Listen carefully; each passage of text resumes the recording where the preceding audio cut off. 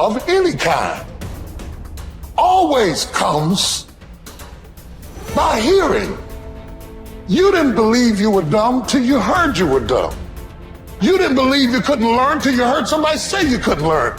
Your unbelief is a result of something you heard about yourself.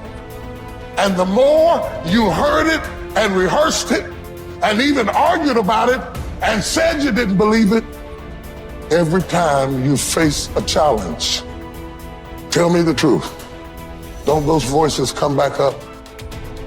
Every time you hit a low place, don't those voices come back up again?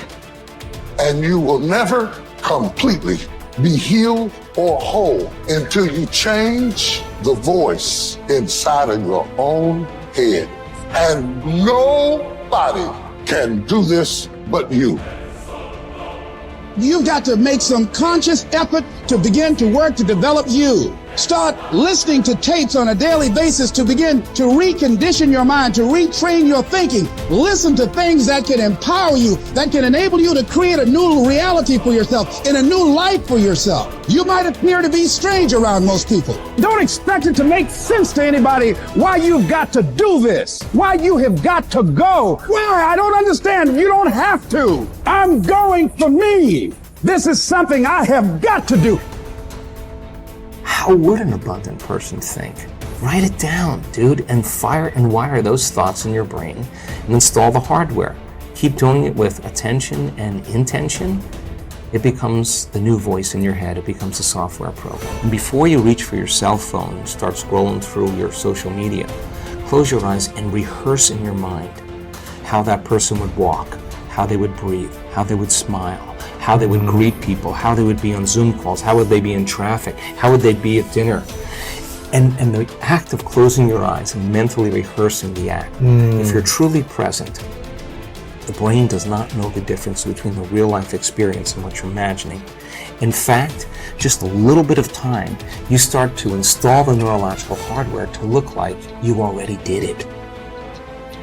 You must have faith. You've got to believe in yourself. You've got to believe in your abilities, your ideas, unquestionably. You've got some idea, some dream that you might have to go back and brush it off and look at it again and say, I've got to do this. This is what I'm supposed to do. This is why I showed up. You've got to talk to yourself day in and day out, selling yourself on you and on your potentials. And all I want you to do every day is just say to yourself, when you feel that inner negative conversation saying you can't do it, just say, it's possible.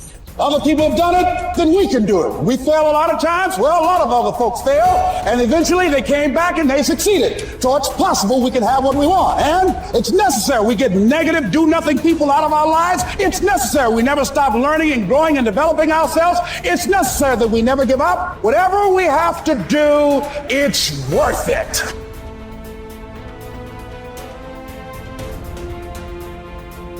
You have power over your mind, not outside events. Realize this and you will find strength. When you arise in the morning, think of what a privilege it is to be alive, to think, to enjoy, to love. The soul of a man harms itself, first and foremost, when it becomes, as far as it can, a separate growth, a sort of tumor on the universe. Because to resent anything that happens is to separate oneself in revolt from nature, which holds in collective embrace the particular natures of all other things. Yes, keep on degrading yourself, soul. But soon your chance at dignity will be gone. Everyone gets one life. Yours is almost used up, and instead of treating yourself with respect, you have entrusted your own happiness to the souls of others. Everything of the body is a river. Everything of the soul is dream and vapor. Life is war and the abode of a stranger. The only fame after death is oblivion. Forget everything else. Keep hold of this alone and remember it. Each of us lives only now, this brief instant. The rest has been lived already or is impossible to see. The span we live is small. Small as the corner of the earth in which we live it. small as even the greatest renown, passed from mouth to mouth by short-lived stick figures, ignorant alike of themselves and those long dead. It's the programs in the first 7 years of your life that actually started in the last trimester before you were born. The fetus is already learning. I go, these programs downloaded in the first 7 years control the character of your life. And I go, okay, what programs did you get? I go, well, wait a minute. What program did you get before you were born? Your life is run by programs and you have no conscious awareness of these programs because your conscious mind wasn't working when the downloads were occurring. So all of a sudden I said, now we have a problem. I go, you've been programmed, you don't even know what the hell the programs are. 95% of your life is coming from the programs. Your life is a printout of your programs. Look at your life right now and recognize the things that you like that come into your life. They didn't get there by accident. They came in there because you have a program to, have those things.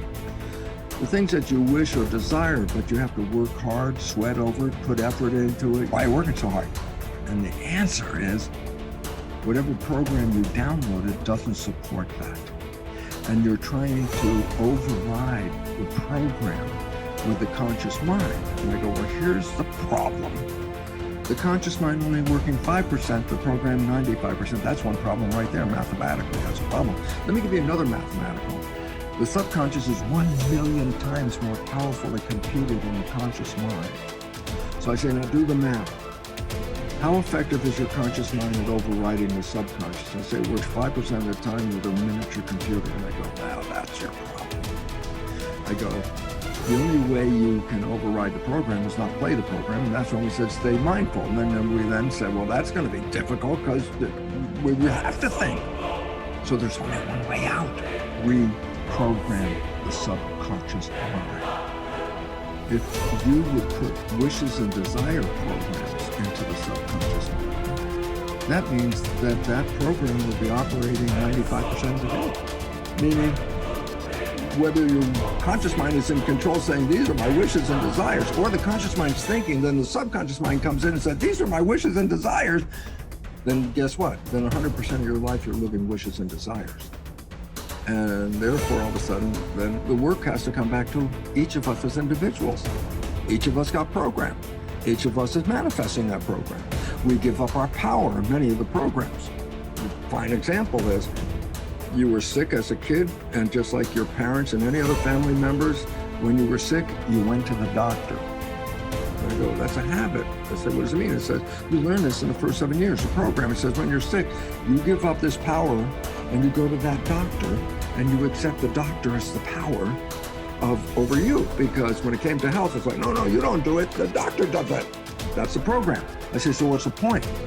You have given up power over the control of your life and have given it to the truths, quote unquote, offered by the doctor.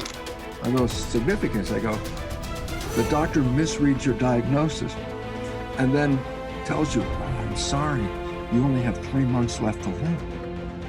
And I go, significance. 95% of the day, the program says the doctor is the correct one, the truth. What do I know? The doctor knows. What do I know? So 95% of the day, then your belief system is going to do what? Take the words of the doctor and manifest them as truth. I go, what's that about? Well, you're going to die in about 3 months. I go, from what? I go, hey, that was a misdiagnosis. You're still going to die because your belief system will manifest an illness that will terminate. Cancer, for example, is not due to any genes. There's no gene that causes cancer. The genes are correlated with cancer. Well, what causes cancer? I say disharmony and repressed anger is one of the big ones. I go, so then I say the genes didn't cause it? I say no. So I say, then what caused it? I say my consciousness. I say, what? Repressed anger, And I go, so what? I say, well, change consciousness, and guess what? You can go into remission. The cancer will go away as soon as you change the consciousness. And all of a sudden it's like, I thought I was a victim of the genes. I said, that's a program. And that is totally incorrect. Because as quantum physics says, consciousness is creating our life experiences. And as the new biology, which I'm familiar with, called epigenetics, is how consciousness controls the genetics. And all of a sudden I say, oh, well then biology and quantum physics now share the same story. Yeah, you're creating this. And then the idea is that if you look at the creation and you're not happy with it, don't go out and blame the creation, because you never saw that you were participating in a way invisible to you that led to this expression. If you want to change it, you have to change you, and then the environment will change.